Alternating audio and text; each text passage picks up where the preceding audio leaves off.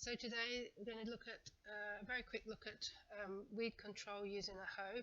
It's not the only way to control weeds, but I find on a big area it's quite time saving and labour saving if you, particularly if you do this regularly and you're flashing over the soil for just young weed seedlings. And you can see I've got quite a collection of hoes, although this is by no means the whole collection.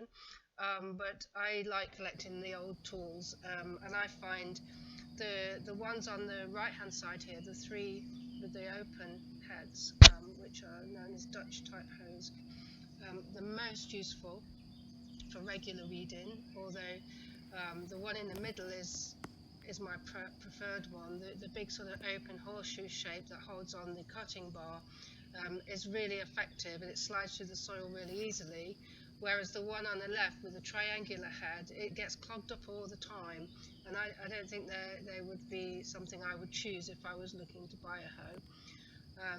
The one on the right hand side is one that I bought in France. It's a sort of French version, and it's got actually a sharp blade on both sides of the head there, and that's quite useful because you can use it on the push as well as the pull. They're mainly for small seedling weeds. These to the left hand side here, these are draw hoes with the big flat blade, and they're more for sort of chopping into the soil and getting out bigger weeds, and you probably use them at the start of the season. The small hand tool to the very left of these three is actually an onion hoe, and that's for going in between the individual onion plants within the row, but it's also quite useful if you're working on a raised bed or something like that, where you're just reaching over into the middle to get weeds out.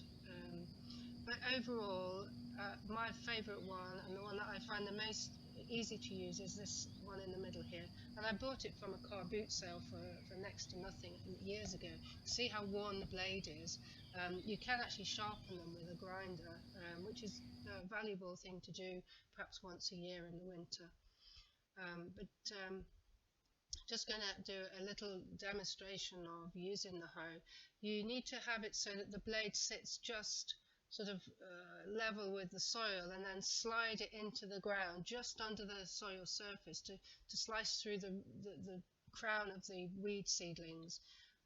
And you always, with this type of hoe, you always work backwards so that you're not walking on what you've just done, and it leaves the weeds lying on the surface to just dry up in the sun. So it's always best to do it on a hot day where there's no rain forecast, and then you don't need to worry. It might not look very tidy when you finish, but they soon shrivel up, and actually that little bit of organic matter goes back into the soil, so it's valuable in that sense as well. So I'm just working backwards, sliding the blade under the soil, catching the weeds at the just above the roots and slicing them up really. Just be careful not to leave it looking like the surface of the moon when you've finished. The other thing to say is that obviously this piece of ground that I'm hoeing is bare, but the hoe, if you remember, I deliberately planted my onions so that a hoe would pass in between the rows, and you can see the row there that I'll be doing that next. But I couldn't perhaps hoe my asparagus bed because I would slice off any young asparagus shoots that were emerging from the ground. So there's times when this is really useful and times when it's not. If I had lots of big perennial weeds, it would be pointless hoeing. I'd have to dig them out. But digging them out also brings more weed seeds back up to the surface, which is another reason why hoeing is really useful. It disturbs the soil very little,